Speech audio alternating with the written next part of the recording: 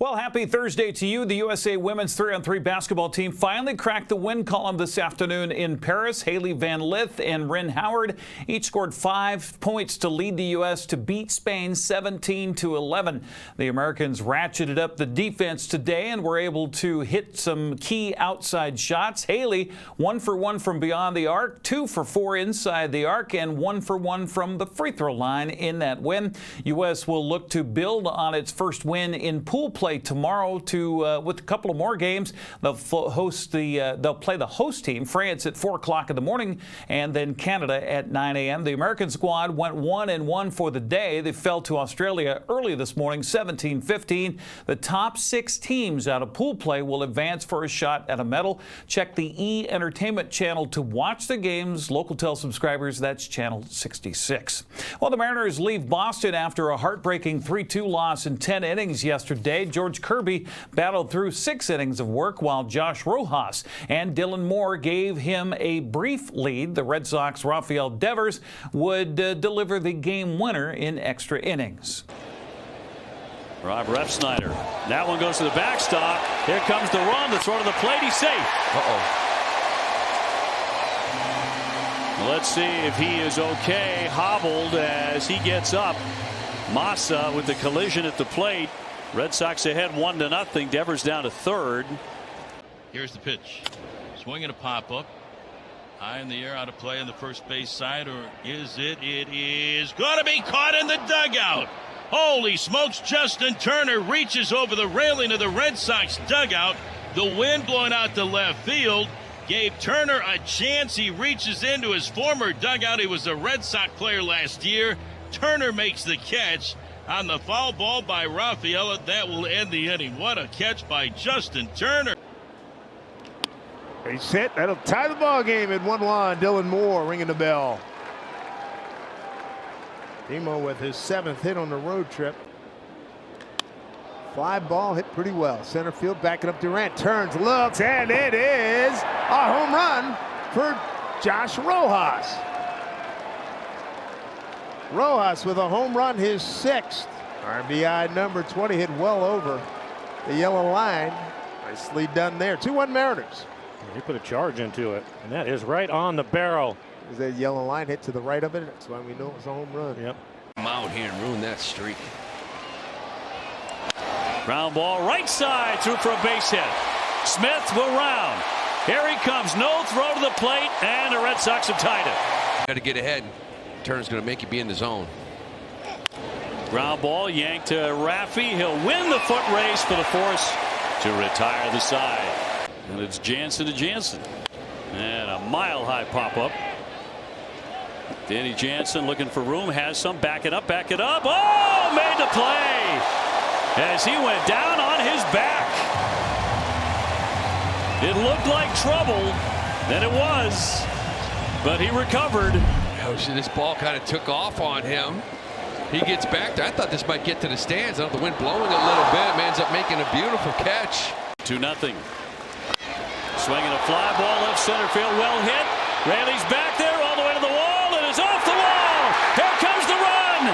Here comes O'Neill. He will score. Raffy delivers. And the Red Sox win it in 10. 3-2. Raffy Devers, his 3rd hit, his 69th run batted in. He has been absolutely on fire. Raffy all smiles. Seattle has a travel day today before they'll host Philadelphia in the first of 3 games over the weekend. That's tomorrow night at 6:40 on Root Sports Northwest. The Mariners and Astros are once again in a virtual tie atop the AL West standings after Houston beat the Pirates 5-4 yesterday. Texas remains 4.5 games back after a 10-1 loss to St. Louis. Another AL West play, Colorado edged the Angels 2-1, while the Giants shut out the Athletics 1-0.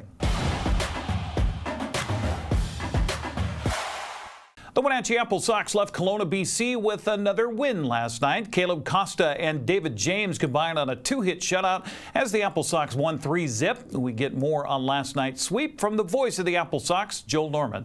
The Wenatchee AppleSox secured their 5th series sweep and 3rd shutout win of 2024 with a 3-0 triumph over the Kelowna Falcons on Wednesday night at Elk Stadium. Caleb Costa was terrific for Wenatchee, firing a season-best 7 innings while striking out a season-high 6 as the AppleSox picked up their 4th win of a 6-game road trip. David James locked down his 3rd save of the summer with a 6-up, 6-down, 6-out save, tossing scoreless 8th and 9th innings for his 3rd save of 2024. Wenatchee only got the 3 runs across. A 2-run inning in the 4th and then an insurance run later on was all that they would need as they head home, looking to continue to add to their best start in this season for the North Division as they try to lock up home field advantage for the entire playoffs. AppleSox are off on Thursday, and then they host the Nanaimo Night Owls this weekend, Friday through Sunday, at Paul Thomas Senior Stadium. With your AppleSox update, I'm Joel Norman. Aiden Doherty continued to deliver for Wenatchee with 2 hits, while Max Hartman had a run and an RBI. Wenatchee hosts Nanaimo tomorrow night at 6:35 at Paul Thomas Senior Stadium. We had hoped to broadcast the game here on the NCWLIFE channel, but forecast temperatures well into the 100s will prevent us from doing so. Sorry about that. Checking the Les Schwab West Coast League scoreboard, Bellingham shut out Kamloops 7-0. Victoria edged Edmonton 5-4. Nanaimo beat Port Angeles 12-2. Corvallis shut out Walla Walla 14-0. Bend beat Springfield 14-3. Yakima Valley bounced back for an 8-4 win over Ridgefield. Portland topped Cowlitz 9-6. Wenatchee's lead in the WCL North standings remains at a game and a half over Bellingham and Victoria, with both the Bells and Harbor Cats winning. Nanaimo comes to town trailing the AppleSox by 2 games before their 3-game series. Incredibly, 2 youth baseball teams from the Wenatchee Valley are headed to the World Series in the Midwest next week. The Wenatchee All-Stars traveled to Eugene and came away with the Pacific Northwest Regional Cal Ripken title last weekend. Head coach Josh Fisher talks about that week last week. So last week we went down to regionals down in Eugene, Oregon, and we took on teams from Montana, Idaho, Oregon, and Washington. We won the 2 games on Thursday in pool play. Friday we didn't get those clutch hits we needed and lost both games on Friday. Fortunately, we were able to win the tiebreakers and get into the semifinals on Saturday. On Saturday, we played an undefeated Idaho team, and our pitchers Mason and Brady shut down their team, and we beat them 7-0. Got some clutch hits from Carson Williams and Peyton Arnold, and just had a great semifinal game. In the championship, we got a chance to play Meridian, Idaho, who we had lost to in pool play. And we were a tight game. It was 2-2 all the way until the 6th inning. And then in that game, again, Carson Williams and Peyton Arnold got 2 clutch hits for us, got two RBI hits. Brady Fisher started that one, and then Austin Fisher, his brother, came in and closed it out. So we were able to secure that win and earn a trip to the World Series in Crown Point, Indiana. The players said they regrouped at the team hotel Friday night, played in the swimming pool, and came out focused on Saturday. Friday, didn't do that well, weren't that loud. Then Saturday, we got really loud. All of us were really positive. We got the bats really going, and it was just really fun out there. And like for most of those kids, their first experience of winning, and like most of the other kids, like having their second time in regionals, and then us travel ball kids just having really fun and then trying really hard is all the best things, and just hanging out with friends. I was pretty happy. Yeah. I threw my glove up in the air. Yeah. I was the closer. So ground ball to the shortstop and then threw to second to win it. It was really exciting, really fun, because we all basically celebrated after the game. Yeah. Well, we wanted to, but somebody said no.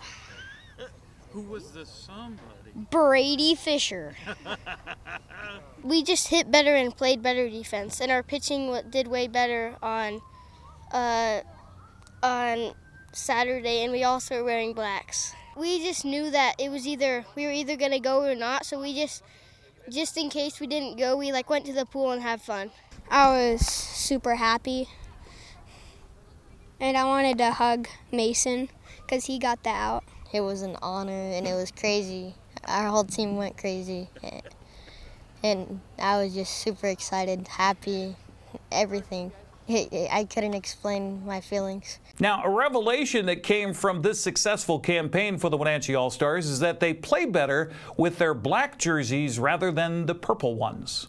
We do better on our black jerseys. Wearing black jerseys, yeah, we win more in them. on Friday. We lost both games, but I think it was because the purple. And we are 0-8-1 in our purple jerseys. So we will not wear purple. We're getting new jerseys at the World Series, but we will never wear our purple jerseys for a game again as long as I'm a coach. The Wenatchee All-Stars will be out of the AppleSox game tomorrow night to do a 50-50 raffle to help raise money for their trip to Indiana. That's a look at sports news. I'm Eric Granstrom. Have a happy Thursday.